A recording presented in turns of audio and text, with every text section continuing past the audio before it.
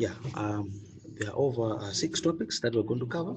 So the first topic that we're going to cover probably from week 1 to week 2 is the introduction to labor relations management.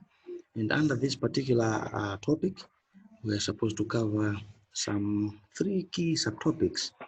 We need to understand the key concepts in labor relations management, the rationale for studying labor relations management, like the reason behind you guys learning this particular course, labor relations management, and again, the historical view of labor relations management.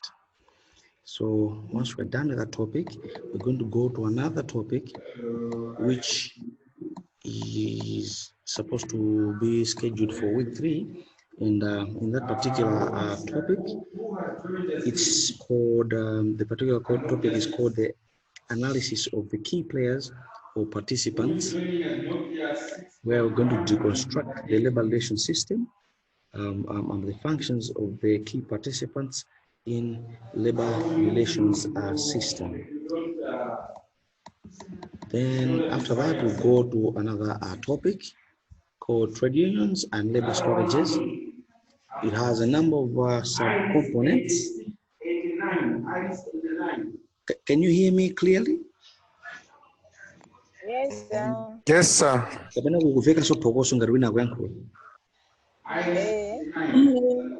Huh? Okay. Then let me shift. Perhaps let me go somewhere where the ambience will be convenient. So I can still proceed. I'll still proceed though.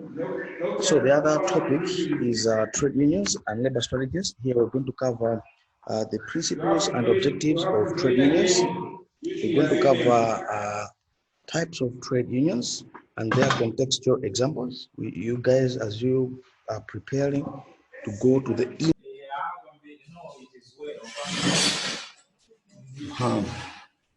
I know it'll be a little bit noisy, but now you bear with us, is it? Yes. Yeah.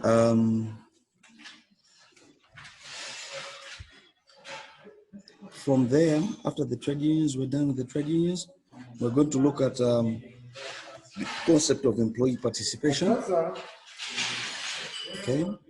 Here we're going to look at the concepts, the influence and theoretical approaches that are available for employee participation. Again, we're going to look at the different types of participation, employee participation, which are there. Okay, in their respective advantages and disadvantages. After that, we're going to look at the environment for bargaining. You individuals need to be well versed with the component of bargaining. Okay, how do you bargain? Okay, as professionals, how do you bargain? Okay, how do you bargain? That's another component which you guys need to be conversant with. And again, the other topic is workplace impasse and their resolutions. When you have a deadlock, when you strike a deadlock in your respective workplaces, okay, you as managers, because when I look at you guys, I see the face of managers. Now, you guys as managers,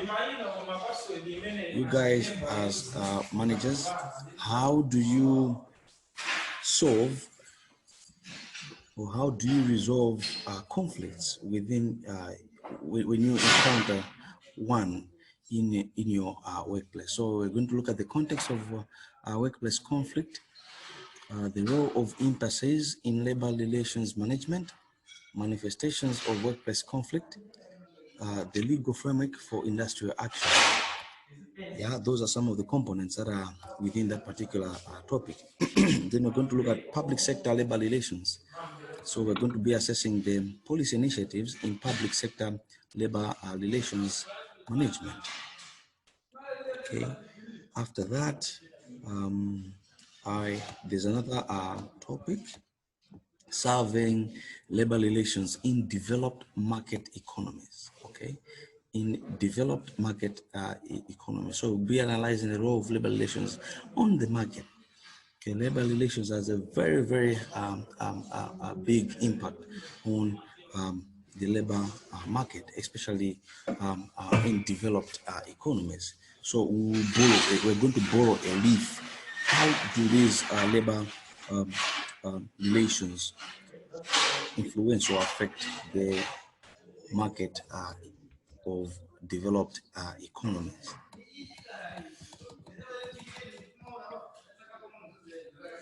Do I have anybody here who knows the two major parties in Britain?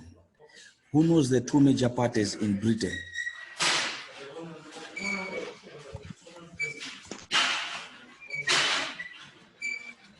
Hello? No. Yes, who knows? Who knows?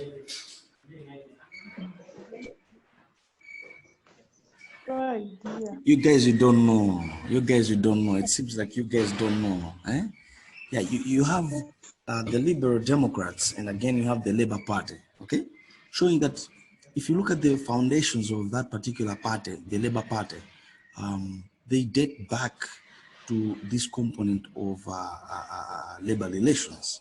Their focus is on promoting aspects of labor relations management. So it's quite important to have a clear understanding of what labor relations management is all about.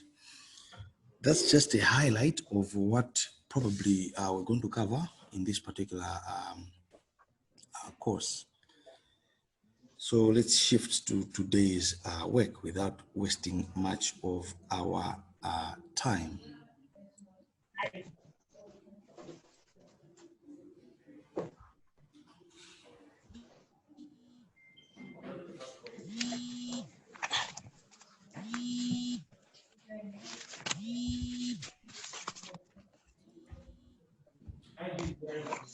Okay. Madam with the TechnoSpark 4. I don't know your names, you know? Yes, sir. Can you see? Hello. Come in? Yes, I can hear you. Can you see the slide? I've changed the slide. Is it showing? Yes, be employers. What about here? Yeah, we can see. Okay, good. Let's see. So we are 12 people in this room, which is beautiful. Let's start our work by trying to look at, okay, any question before I go to this slide over whatever I have just discussed about the probable schedule which we're supposed to follow for this particular course. Palifumbo, linyake, I'm not Tumbuka, but now that's what they do. Any question? Yeah. Okay, fine. Let's proceed. Labor relations management. So maybe, have I ever taught anybody of you? I'm new, right? Yes. Yeah, sure. So let me introduce myself first. My name is Mr. William Palaza. Okay? Mr. William Palaza is my name. What else do you want to know about myself?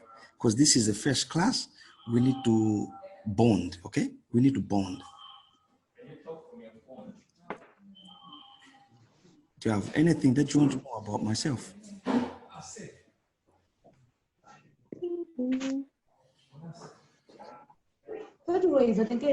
Come again?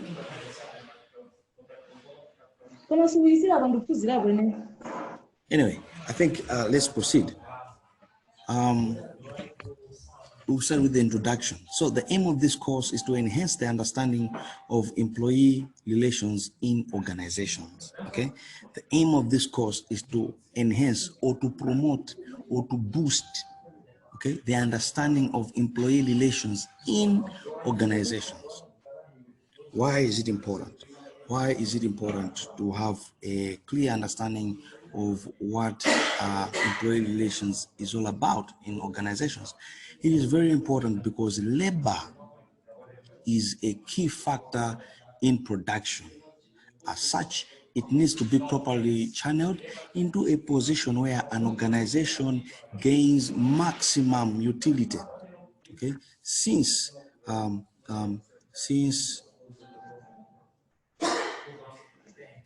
wages are incurred in the production process. I'll repeat. I'm saying the first opening statement clearly calls for us to have a deep understanding of issues of employee relations. Okay, you understand that organizations, they have different departments, but now one of the key departments which happens to be there is the human resource office. Okay, most organizations, they have this human resource office, okay, or department. Now under this department, this is the one that tries to handle each and everyone, including the big boss of that particular organization, tries to handle them in a manner where they are performing their actual or expected works.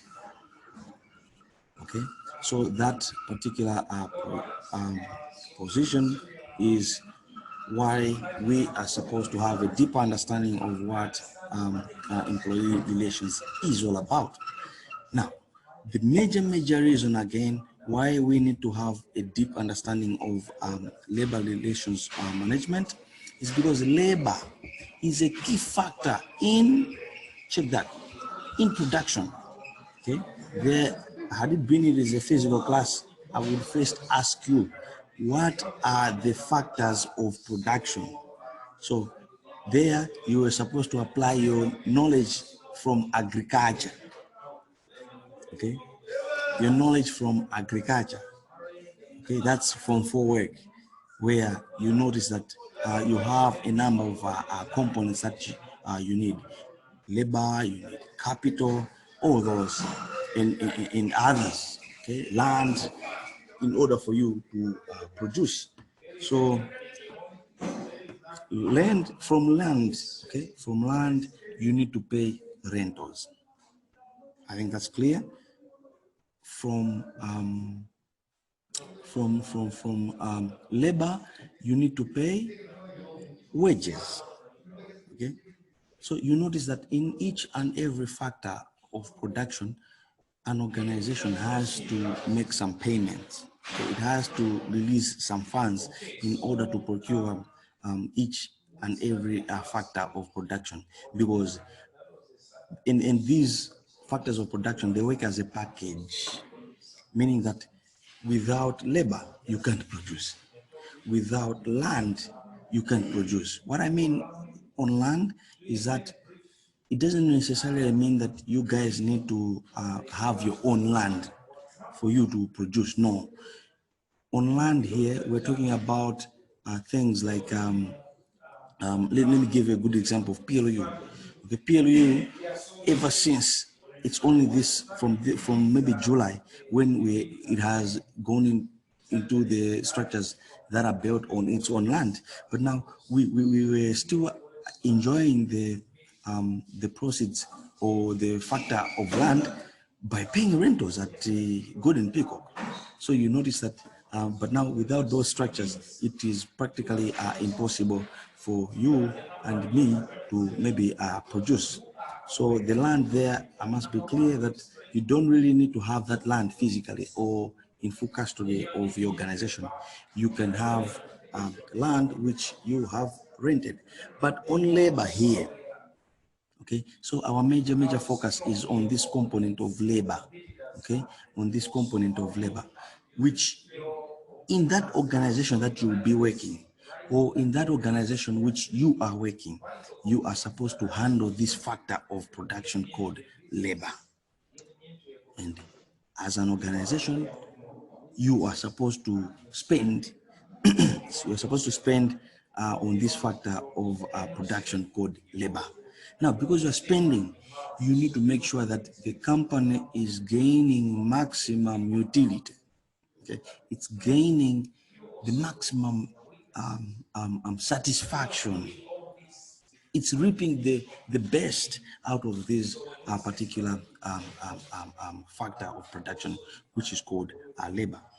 Okay, why do you need maximum utility, which is stressed here, is because you are going to be spending on wages.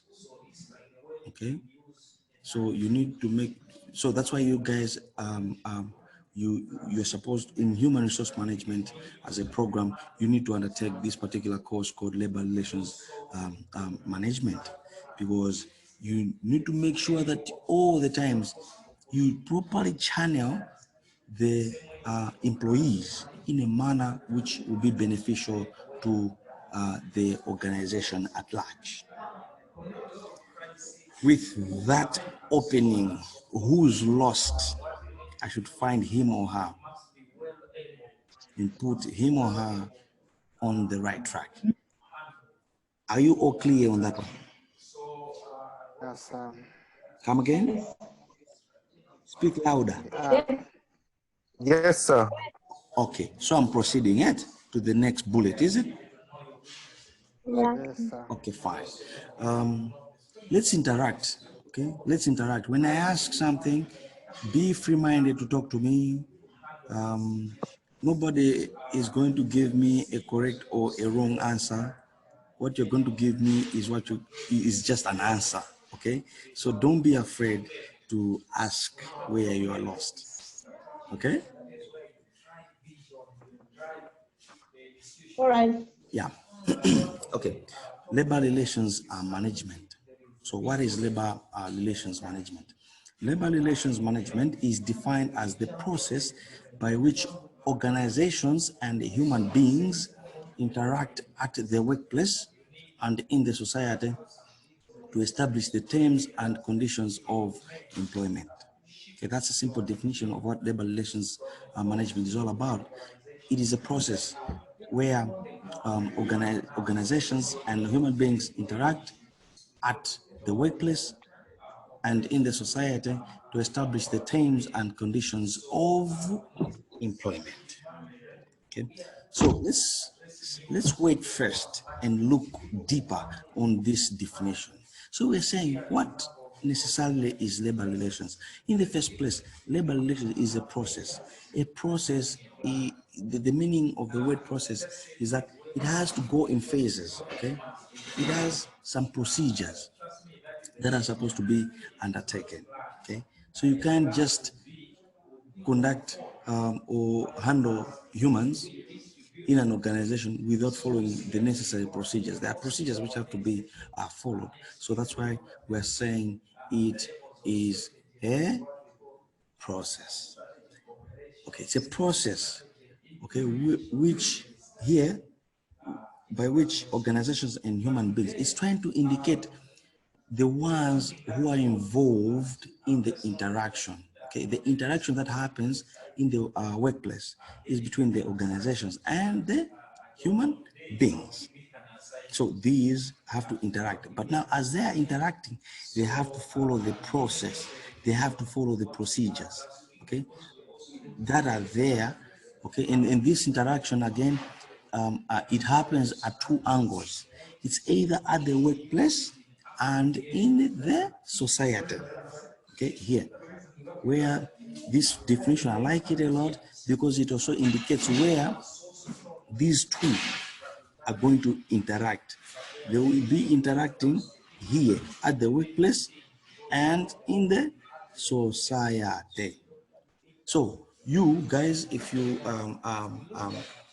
working already, if you are learning, and after maybe you get your degree, you're going to get employed, you need to understand that handling human beings in an organization is not only tied to you working with the employees. The human beings here are the employees. Okay, it's not only that you guys are going to be interacting or working with the human beings at work. No, it's beyond work. You also have to work or interact with these employees who we are calling human beings in the society. Okay. So it's broader. The scope is broader. The scope is broader. And that interaction, in the end, it needs to have some outputs. And the outputs are these. Okay. You need to come up with terms and conditions of employment. So maybe just to sum it up, we're saying labor relations management is a process in the first place, okay, by which these players, okay, by which the organizations and human beings, in brackets, employees, interact both at the workplace and in the society. So it's not only about handling the human being or the employees at the workplace. No, you need also to consider their welfare from wherever they are coming. That's why, because of this new kind of understanding of labor relations systems, that's why you see most organizations nowadays, they even have these welfare schemes where they include their maybe immediate family members. It's because of this you understand that for an employee to be effective, okay, in order to get the maximum utility from an employee, you need to look at him from the angles of the workplace and also from the society.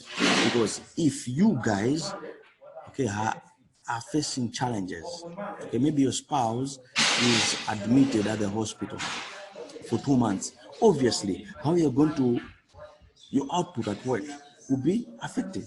So that's why the new kind of thinking in labor relations management is indicating that you need to interact with these employees both at the workplace and in the society. But now that interaction needs to have some outputs, needs to produce some results, and the results at the end of that interaction are the terms and conditions of employment. I hope I have clearly deciphered this definition. So there's a reason why I centered much on this particular definition, because in the exam, I may just give you this definition and request you to write an essay. So you need to be in a position of making a story out of this particular definition, because the number of components, you can divide this definition into a number of components. Firstly, paragraph number 1, you talk about it, labor relations being a process. Then you talk about the components that are there. The components that are there. Then you also indicate where they interact, the workplace. That's the third paragraph. So first paragraph process. Then the second paragraph, we're going to talk about the interaction. Then you're going to explain about the workplace and the society. Probably this one, paragraph number 3, this one, paragraph number 4. Then you finalize by indicating the outcomes or the outputs of that particular interaction. Then you're good. That's how I expect you guys to work. Okay, so make sure that you are always in a position where you understand fully whatever I have given you. So let's proceed to the next bullet. Of course, here it seems it's stricken. Okay, but now forget about these red lines. The third bullet indicates that labor relations can be performed at various levels of practice, which include regional level, national level, and international level. So you can handle these components in the definition from a regional level. Okay, maybe you are working with an organization that is found maybe at a district level, in only one district or one region. Okay, you need to perform as defined here. You need to handle the employees as defined here.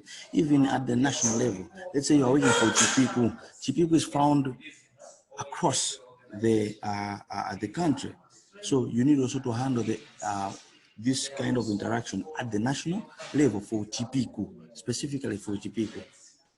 Okay, you can also, let's say Kulima Gold. I don't know if it's still in existence. If it is, I'm sure it's also found across the country. Okay, or ETG. You know ETG, the one which sells fertilizers, eh? Yeah, it's found Yes. across. Yeah, it's found across the nation. So you need to also, one day are going to be found into a position where you are the country human resource manager, somebody who needs to handle these interactions across the nation.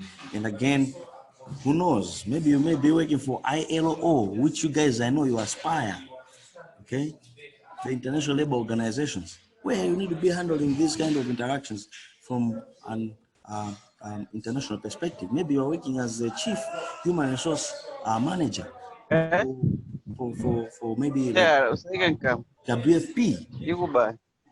Okay, and you need to sort these interactions for at different levels, maybe at SADC level or at continental level or globally for that particular organization.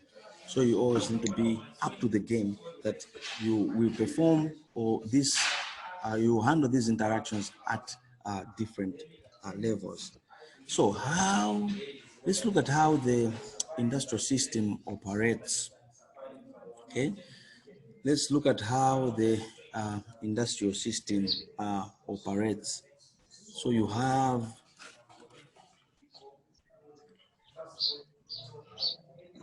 the government on one side, you have the management on one side, and you have trade unions. So the government is a stakeholder on its own. I think I'll go deep in the next slides.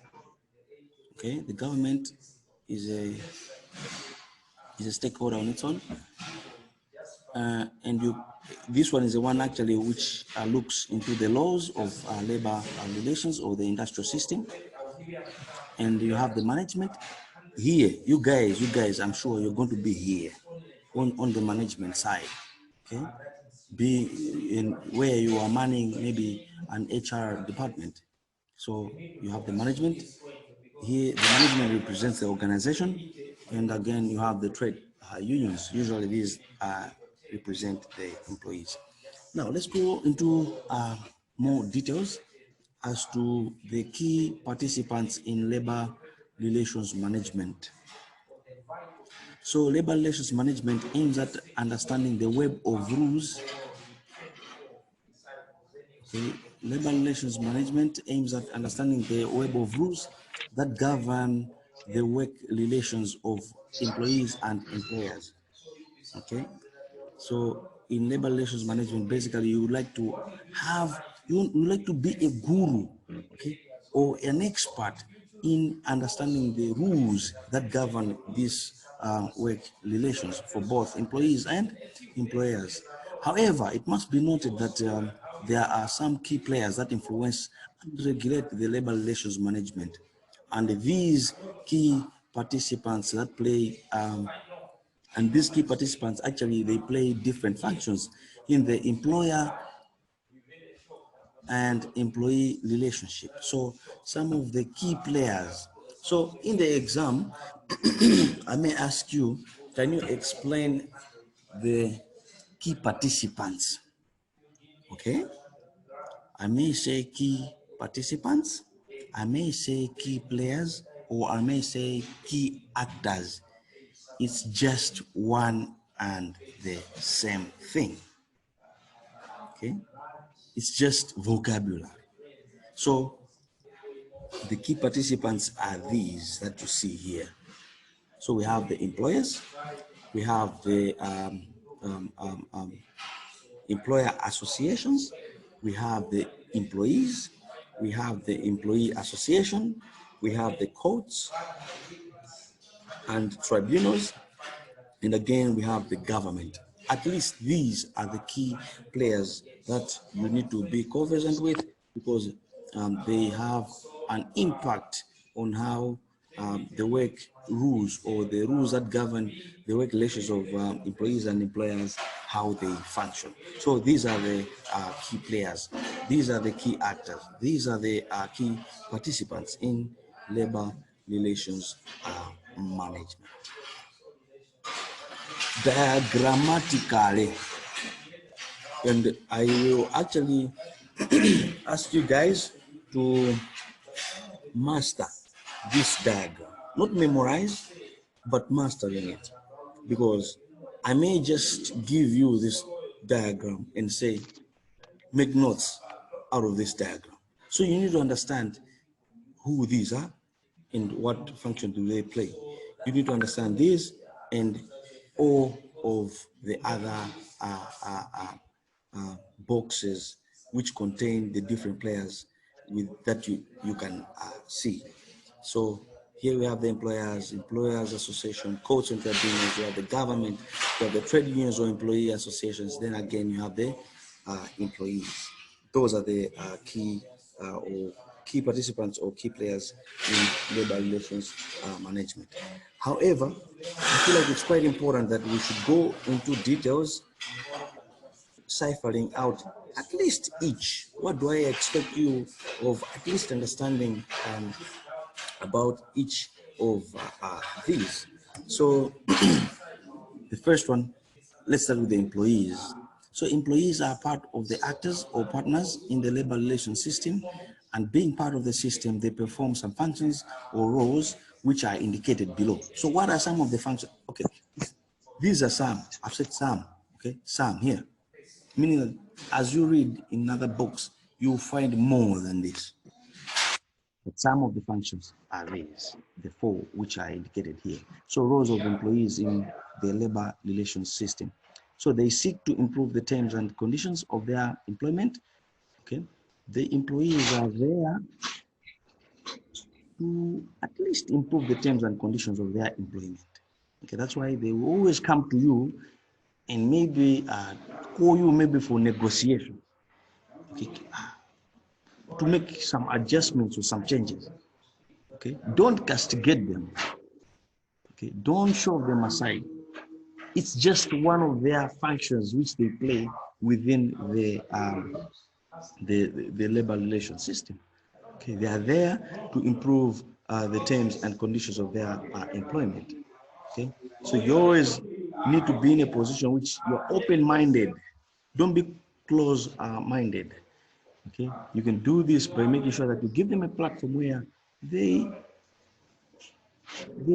accept what they give you, which should be maybe improved, which conditions should be improved. So such components is quite important. That's one of the roles of the employees. And again, the second one is that they exchange views with management and they voice their grievances. Such views and grievances are exchanged either directly or through written documents.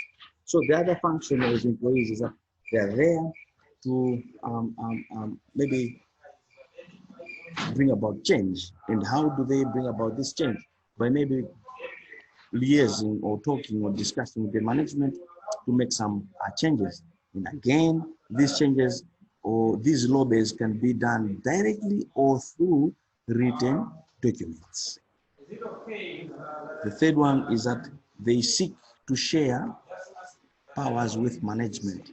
This usually tends to be the source of power struggles. Now, so the employees, they play a function in making sure that they, if it was a government, we could say providing each other checks and balances. Okay, they're part of the government, this little government called labor relations, where they're there trying to check the powers that you have.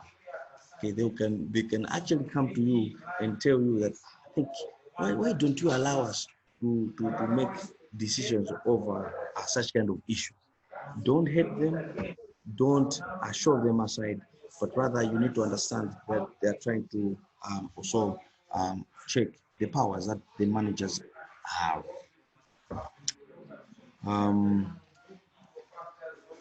Then you have in this one, the third point.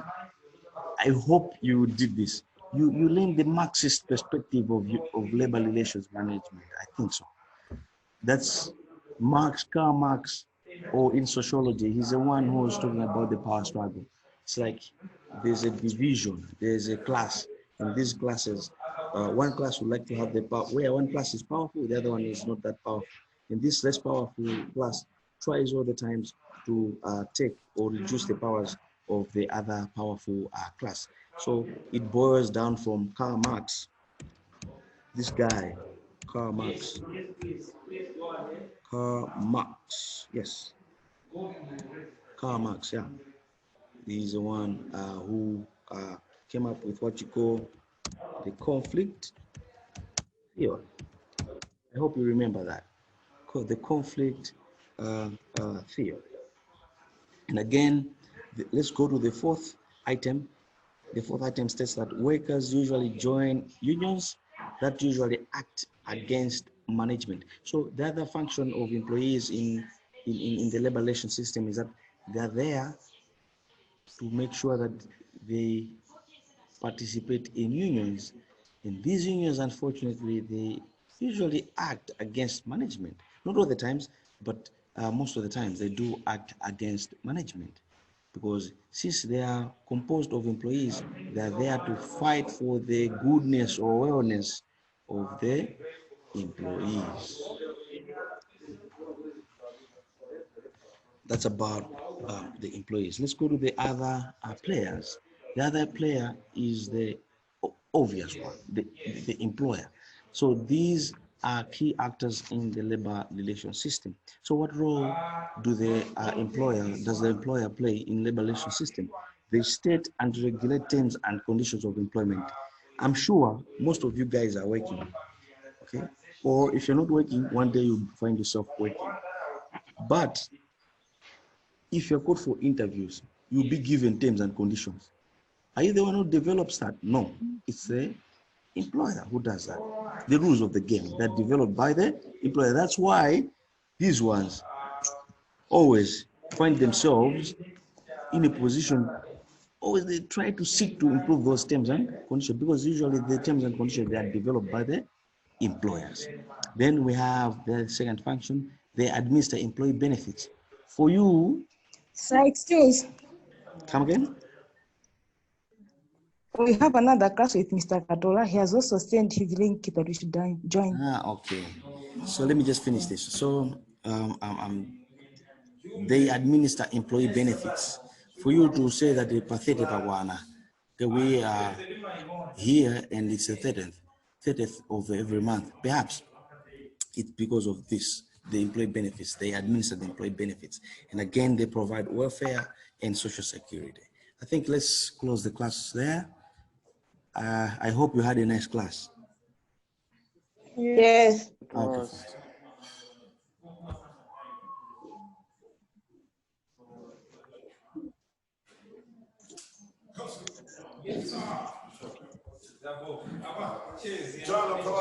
It's